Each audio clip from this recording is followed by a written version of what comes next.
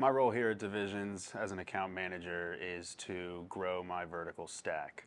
Essentially, that means to expand on the business that we currently have. My day-to-day and what I like the most, again, being there's a new challenge to tackle every day.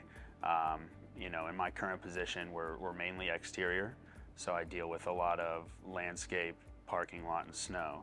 So I guess with the seasons, there's always something new to deal with. I would recommend the AM position here at Divisions just solely off of the flexibility that the company offers. The career path is absolutely great, and you see a lot of challenges that you don't typically see in a standard sales role. Trying to stay prepared and seeing what the next day is going to throw at you is always an exciting challenge to take on. The culture is really what keeps me here and keeps me excited to walk in these doors every day. The friendships I've made, the mentors I've met have really helped me grow as a professional, and I'm pretty grateful for that.